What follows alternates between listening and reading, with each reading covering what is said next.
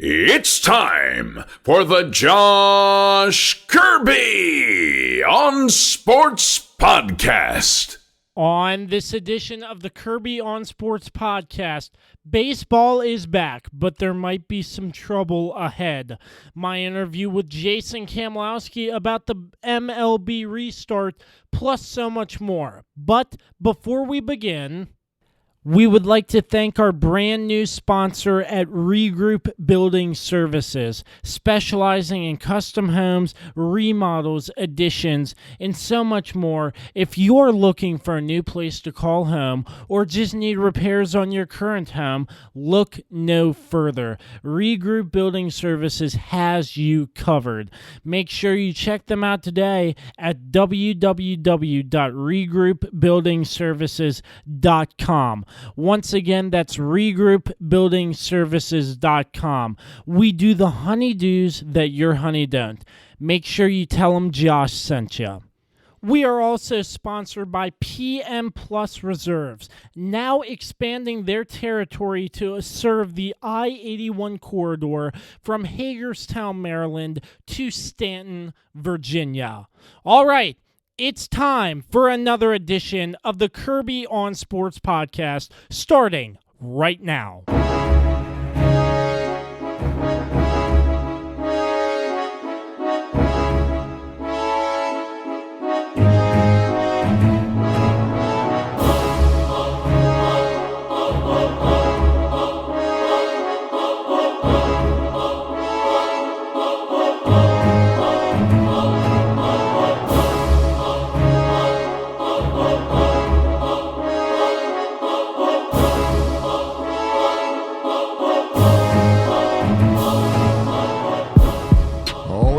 Glad you connected. This is Dave Johnson, voice of the Washington Wizards. You have connected to the right place because you are listening to my man, Josh Kirby, on Sports Podcast.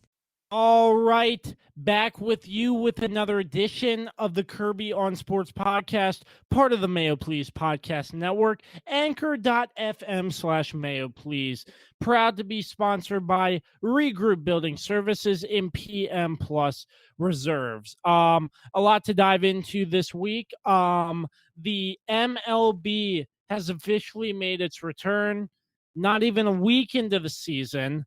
Yeah, this thing's all sorts of crazy, but not even a week into the season, and the Miami Marlins have to postpone their set of games until Sunday due to popping positive to COVID tests. The number's up to like 17 now, but we have a lot to break down. Here to do that with us right now is writer for Prospects Live, constant contributor to our podcast, Jason Kamlowski. Jason, glad to have you back on the show. Hope you're doing well. And not even a week has gone by. I sort of want to get your thoughts on how the season has gone in your mind and how you have enjoyed watching baseball with no fans and this whole Marlins thing. Yeah. Hey, Josh, thanks for having me. It's good to be back on the show. Yeah, so last weekend was great, with 4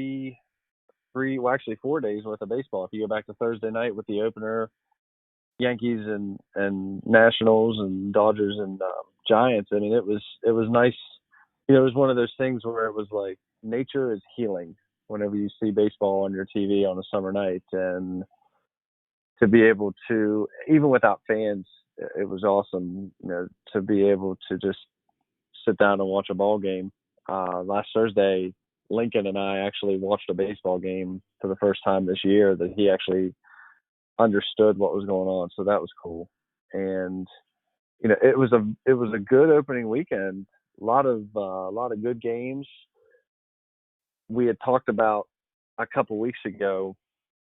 I think, I'd said that I thought hitting would be ahead of pitching, and it really kind of is right now, because it seems like pitching, for the most part, teams are a little bit reluctant right now to let starters go, deep into games. And what we saw last weekend was mostly a lot of starters not going far past the fifth or sixth inning in a game. Kyle Hendricks had the complete game, but he was one of the few who who went deep, and we're seeing that bullpens are becoming a more important part of the game early on. And as to be expected with a 60-game season, all these games are going to be very important and going to count a lot, because the margin for error just is not going to be there like it is in a 162-game season. So it was great to see what what was on, and to watch games even though there was nobody there. But this thing with the Marlins is really kind of putting a damper on things. As you said, I think they're up to 17 players that are positive, and it comes on the heels of a series in Philadelphia, and it sounds like, from what I gather, some players went out in Atlanta before they played in Philadelphia, and that seems to be where the outbreak is kind of stemming from. Is this, they played, the Marlins have already played an exhibition on July 22nd, and it sounds like some of the players from Miami went out in Atlanta, and that's where this kind of stems from. So this will be interesting to see moving forward how Major League Baseball and the protocols that they put into play, because typical behavior on the road, these teams just aren't going to be able to exhibit that. They're not going to be able to go out anywhere. And I think what you'll see with some of the more veteran teams is this probably shouldn't be an issue.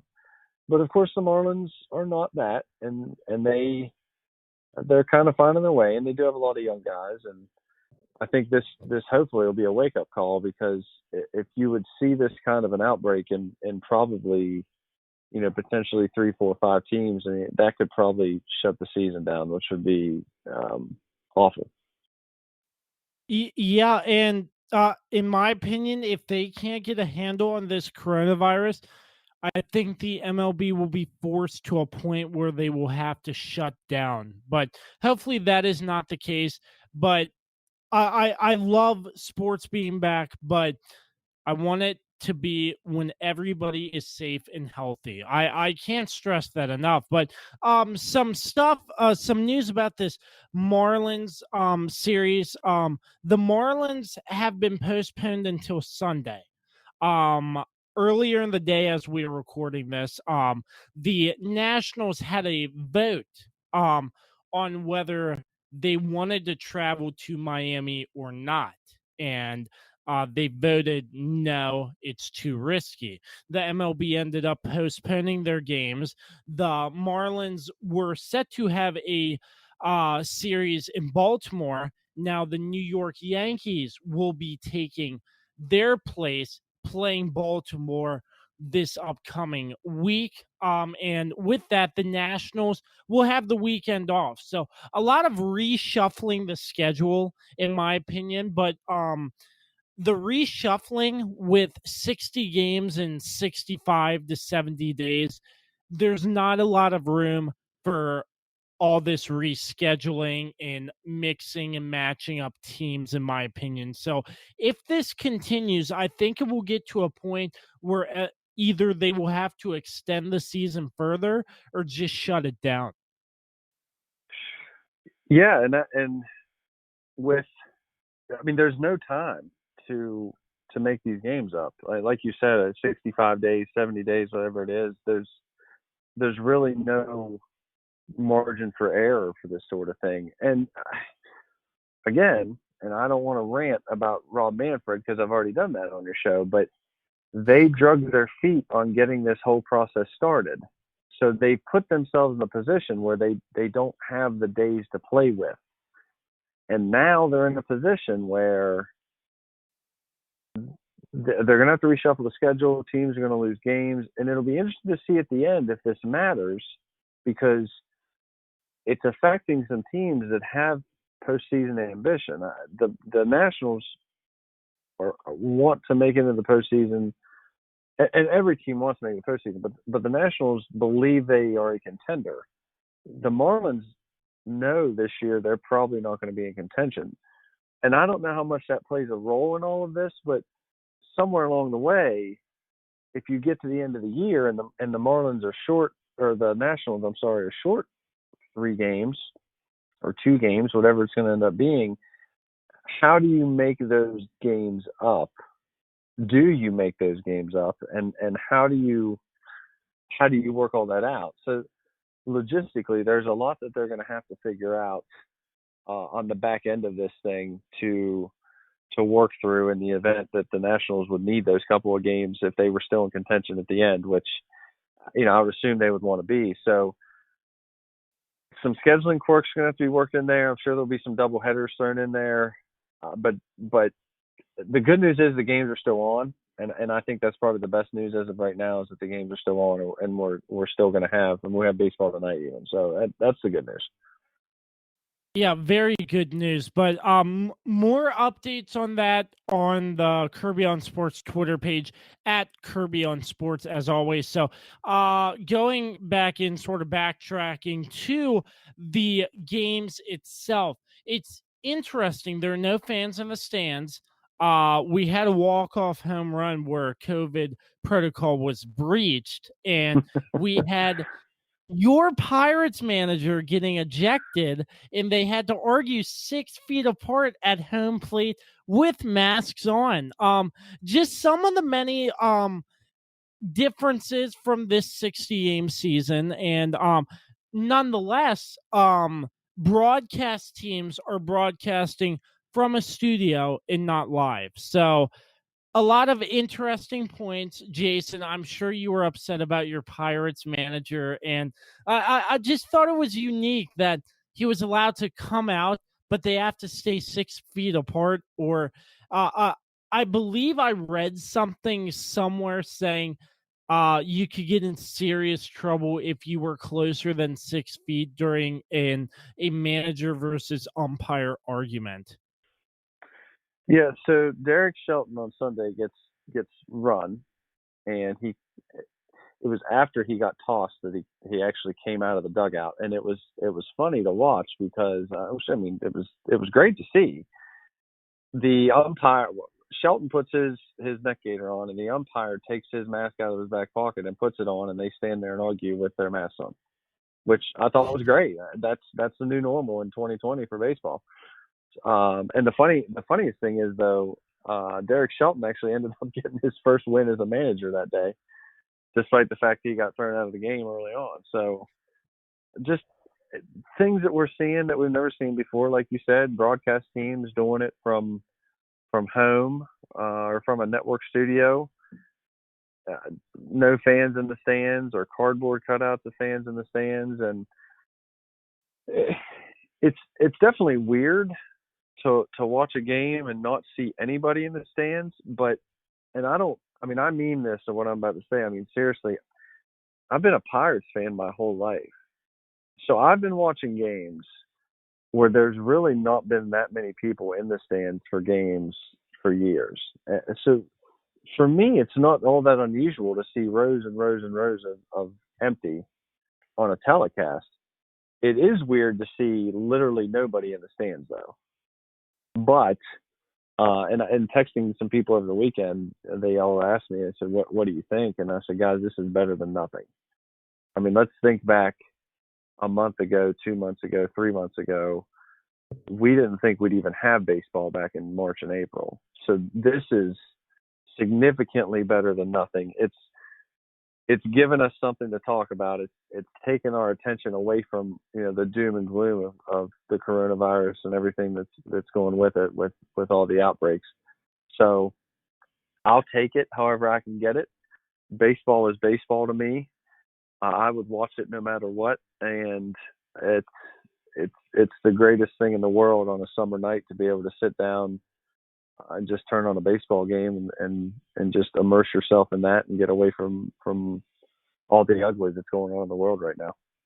Absolutely. I'm so glad that live sports are back, but it's a matter of, will they continue to try to make it as safe as possible? And who knows with COVID? And I've been talking about COVID for a while, so much that I'm getting sick and tired of talking about COVID, but it's just the way of our world now. And I'm just glad we sort of have some sort of resort to dive into by watching America's greatest pastime.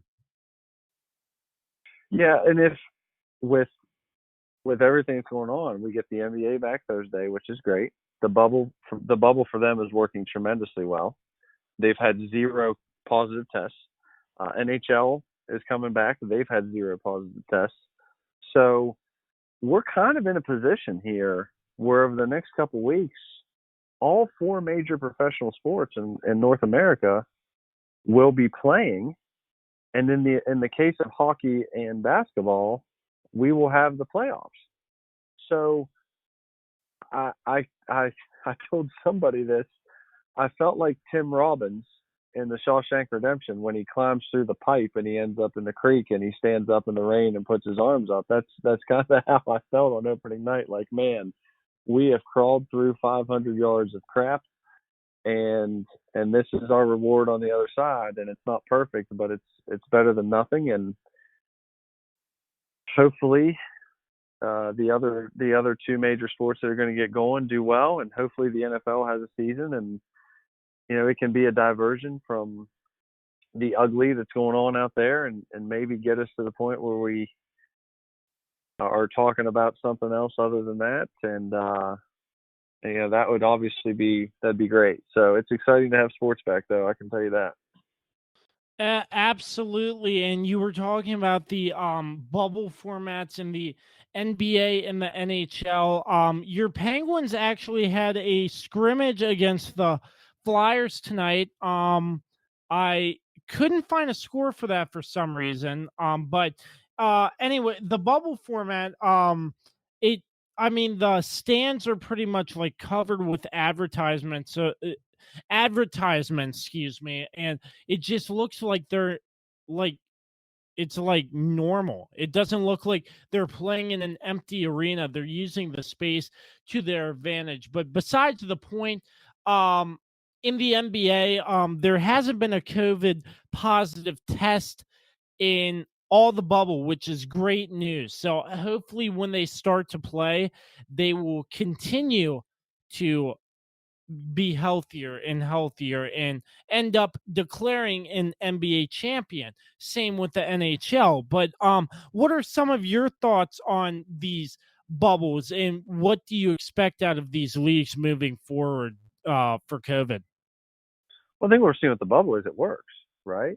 Because look, those guys are in a resort. They're not able to leave. If they do leave, they have to quarantine. We had the situation with Lou Williams being out of the bubble to attend, I believe it was either his uncle or his grandfather's funeral. He was spotted in a strip club, and so when he gets back to the bubble, he's going to have to quarantine, be tested, and there's going to be some things that he potentially could miss some games to the Clippers. So the bubble's working. I feel bad for the players because I think it's got to be hard for them to be away from their families for 3 months, 4 months. But it is working. No positive tests in the NBA, no positive tests in the NHL. That's a great thing. And I also think that the bubble is proof that if we would take certain measures, as a country, we could potentially get some of this under control. But that's kind of veering off the sports path. But I think it's commendable that the players are willing to make the sacrifice to be in that bubble in order to play, because like I said, this can't be easy. I saw a video the other night of Jason Tatum reading books to his son over, I think it was FaceTime, and his son I think is 1 year old or 2 years old. And I look at Lincoln and I think to myself, gosh, if I had to be away from that kid for 3 or 4 months, even if I was a professional athlete making all this money and trying to win a championship, that'd be hard. So it really is commendable for these guys to do this. And I think we'll look back on this time, and it's crazy, but I think we'll look back on it and be grateful and appreciative for what these guys are doing, because it sports to me should be a reward for a certain kind of societal behavior. And honestly, Josh, we've not really done a good job from a societal standpoint of controlling the spread of this thing. And we're still getting the opportunity to watch sports on TV and live sports on TV. So we're kind of getting to have our cake and eat it too. And I'm just, like I said, I'm very grateful for these athletes that they're willing to do this, and I think I think we should all kind of stop for a minute and think about the fact that they are indeed people that are playing these games, and they're not robots, and they're not some kind of gladiator. I mean, these are dads, these are husbands, these are brothers, sons. So they're putting some things on the line, and regardless of how much money they're making, they are human beings first. So, thankful for them, thankful we get to watch these games, and I think the bubble situation is working, and I give a lot of credit to the NHL and the NBA for implementing a system that is working so well and just sticking to it, because it couldn't have been easy to say, hey, this is what we're going to do for 4 months. Absolutely. So moving on, some breaking news. The Chargers just reached an agreement on a 5-year, $135 million extension for Joey Bosa. So he is staying with the Los Angeles Chargers, $102 million guaranteed via the NFL on ESPN. Big news for the Chargers. I know you're sort of a Bosa fan with the Chargers defense in fantasy football. What are your thoughts on this? Yeah, so now he is the, I believe, highest paid defensive lineman in football. He got $2 million more in guaranteed money than Myles Garrett did. So he is now the highest paid defensive lineman in football. And Joey Bosa, he has 40 sacks over his first 4 seasons, so a tremendous player. The Chargers defense is going to be really good this year. They are going to be very good this year. And obviously the Chargers have plenty of cap room, because right now they're not having to pay a quarterback that huge amount of money. And we've talked about this before. When those quarterbacks are cheap and they're on that rookie deal, and I know they got Tyrod Taylor, but he's his cap hit's really low. But this is what you can do. You can sign some of these big name defensive players. So they lock up Bosa, which makes a ton of sense. And I think the next guy you're probably potentially going to see get a deal like this would be Nick Bosa for the 49ers. They're going to have to find the money to sign him to some kind of extension. But yeah, good for Joey Bosa, good for the Chargers. It seems like this is a deal that makes a ton of sense for both sides. And obviously, when you have a young talent like that, you want to lock them up, and especially when you're in a division with Patrick Mahomes. The pass rush is so important. Going against an elite quarterback, because that can alleviate a lot of pressure on the secondary. If you can get, if Mahomes doesn't have a chance to throw the ball, that can alleviate a lot of pressure on your secondary. So, when you're playing in a division that has Pat Mahomes and Drew Lock in Denver too, and Derek Carr and Las Vegas, I think it makes a lot of sense for the Chargers to lock him up and kind of fortify that defense. So good move for both sides. And obviously, anytime a player gets paid, you got to be happy for him to get that kind of money. Yeah, breaking news as of about 30 minutes ago as we are recording this.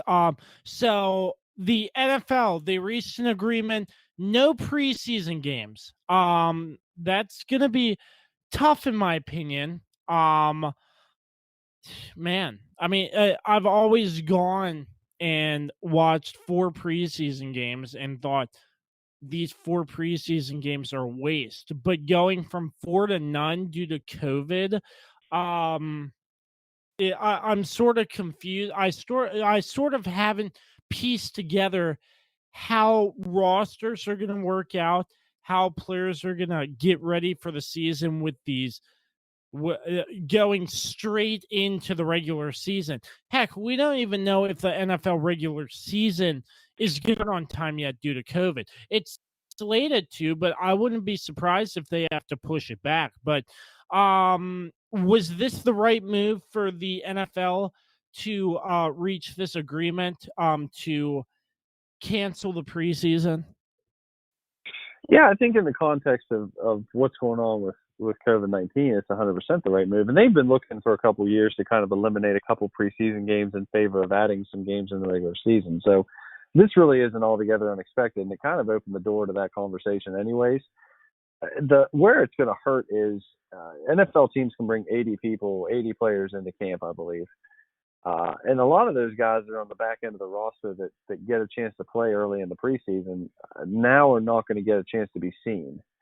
So they're not going to get the reps in camp. They're not going to get the reps in a preseason game. And there's going to be some guys that maybe in years past would have potentially been seen in a preseason game and kept around and, maybe had a chance to make the team or make the practice squad. And that's not going to be the case this year. And it's unfortunate because some of these guys, and it's a very small number, a very small percentage, but some of these guys who typically would have a chance to maybe crack the roster as a back end undrafted free agent type of guy, they're just not going to have that opportunity this year. But obviously, with us being in the middle of a pandemic and in unprecedented times, I mean, you have to do what you have to do. And I think for safety purposes, it made a ton of sense to say no preseason games because that's two games for each team where they don't have to travel now. That's 4 home games or 4 games total where they don't have to worry about protocols and testing and the potential exposure to another group of people from out of town. So I think it makes a lot of sense, and I think what it does is it buys the NFL some time to kind of get their act together and figure out how they want to implement their protocols for the year. So I'm okay with it. The preseason is kind of just a walkthrough to prepare for the regular season. It'll be weird not having any football games in August, but as we've talked about already, we'll still have baseball, basketball, and hockey to kind of fill our day and fill our evening. So we won't lack for live sports in August, which this will kind of all work itself out. The NFL will start their game or start the season the week after Labor Day like they always do, and I think if there's any team or any league that's going to play, it'll be the NFL because there's just too much at stake from a financial standpoint for them not to. Yep. You hit the nail on the head there with that one. I sort of want to point out an example on how this might hurt. The Washington football team has 6 running backs on their roster: Adrian Peterson, Darius Geis, J.D. McKissick, Bryce Love, who just passed his physical. He is active, set to go. Antonio Gibson and Josh Ferguson. That's just one thing that really pointed out with these preseason games. How is the team going to determine whether to cut any of these guys or whatnot? Will there be any roster cuts? It's just a whole confusing situation, in my opinion, with these preseason games getting cut out. I know, like you said, they were looking into this, but do you think there's going to be another way to determine that, like in camp or something like that? I'm sure these teams are going to have a plan in place to try to scour the back end of that roster and see if there's anybody worth keeping around to take a look at. But as we inch closer to September, whatever it's going to be, I think September the 10th is the first game. As we inch closer to that, teams are going to have to give reps to the guys who are first and second team guys, because without having any preseason games, literally, you're not going to have any game reps. And with COVID, what you're also not going to have are, a lot of teams have practices with each other. So they do combined practices before they play a preseason game. You're not going to have that either. So what you're going to have is a month's work of guys just going up against each other, which means that they're not going to have any game reps, even in a preseason fashion, any game reps to prepare for the regular season. So you might see some sloppy play early on. You might see some guys, missing assignments early on. You might see some route running that looks a little off early on. But these guys are pros. They're well paid and they're good at what they do. And I would say by week 3, things will look pretty much like they always have. But yeah, I mean, I think, NFL teams will go to the ends of the earth to find talent. So if they have a guy in camp that they think is gonna show well, I mean, they're gonna give him every chance to do that. It's just a matter of how are they gonna give those reps to somebody while still giving reps to the guys that are actually going to play on Sundays. Yeah, yeah, that is something that interests me, but I'm sure it's going to work itself out. But do you think the NFL will start on time? I do, personally. I do. Now, what I'm worried about is, and the NFL should be taking notes about what not to do based on what's going on with the Miami Marlins right now. And I don't think they are. That's the troubling part. But I think the season will start on time. And I know that they've put some things in with the agreement, and I saw them some of the stuff they've put in where basically players can't go out and do anything that's going to involve them being with more than a crowd of 15 people. So if you're caught at a club, you could be fined. If you were at a party, like a house party, and there's more than 15 people there, you could be fined. If you go to a restaurant and eat and there's more than 15 people there, you could be fined. So there were a lot of things that they're calling them, I think they're calling them high risk events. And they're saying, if you go to these high risk events and you get COVID, there's going to be a consequence.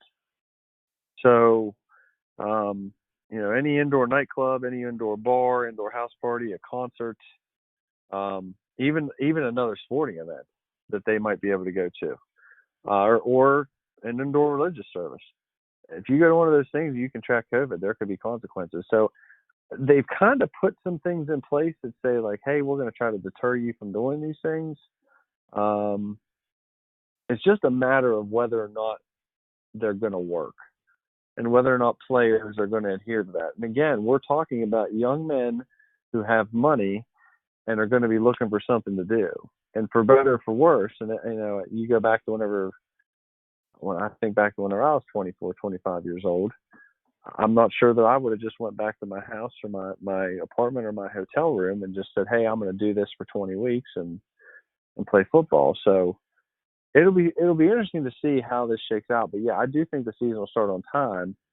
I'm hopeful that they have some protocols in place to ensure what happened with the Marlins doesn't happen with any team in the NFL, because if it does, that will get shut down because teams just don't have the expanded rosters like baseball does, and we're not going to have the flexibility within the schedule to move a game or two games to accommodate a team that has that happen. So some standouts have actually decided to forego the 2020 NFL season due to the coronavirus. I just want to give a round of applause to Laurent Tardif, the guard for the Kansas City Chiefs, Super Bowl champion. Hats off to him. He is foregoing the 2020 NFL season because he is actually an orderly in a long-term care facility in Montreal. And he said on social media, if I am to take risks, I will do so caring for patients. He also quotes, I cannot allow myself to potentially transmit the virus in our communities simply to play the sport that I love. So hands off to him. He's been playing football and in the off season working as a doctor. So hands off to Tardif there. He's foregoing the NFL season. He does get compensated. I forget the exact dollar amount, but he will be taking that dollar amount given to players who decide to opt out. Other names, we have 5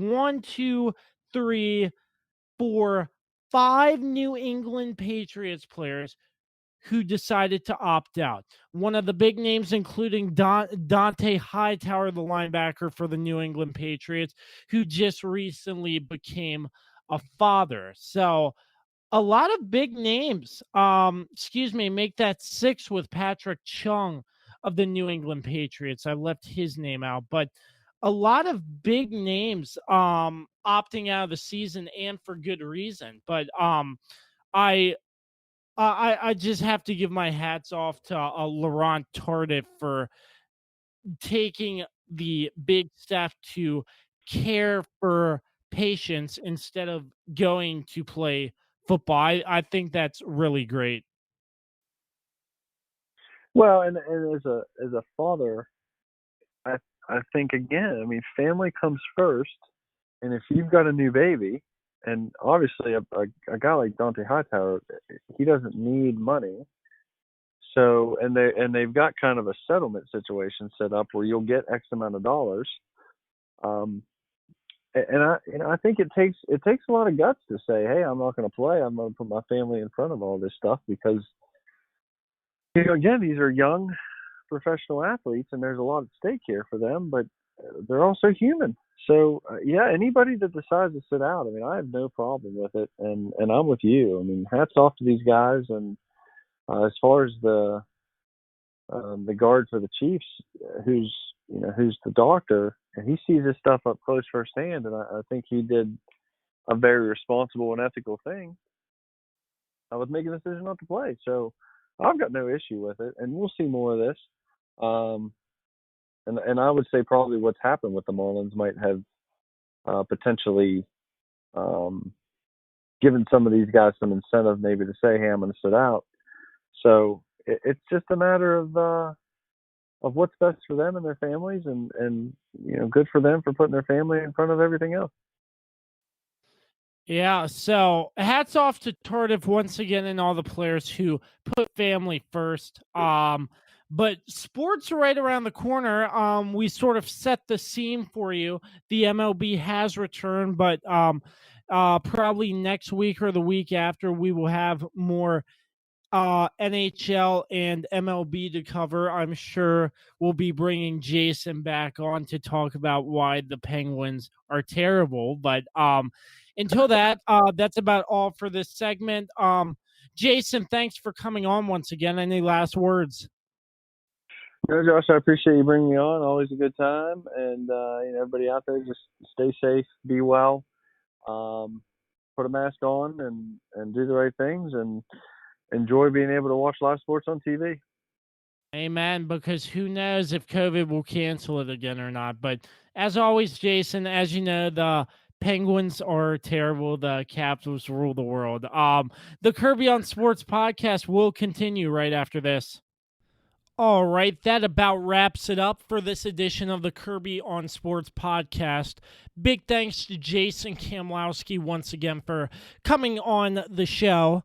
Next week, I'm sure we will have a lot to cover. The NHL and the NBA are coming back. I can't wait. I'm sure you cannot. If all goes well and everybody stays safe and healthy, we're going to have a great show for you soon. But until then, the Kirby on Sports podcast is part of the Mayo Please podcast network, anchor.fm/Mayo Please. Proud to be sponsored by Regroup Building Services and PM Plus Reserves. Big thanks, as always, to JR Beats Official, MPT Now Productions, and Dave Johnson.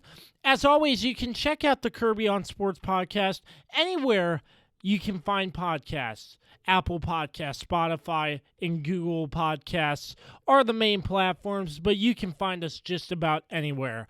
Until the next episode, we say so long and peace out.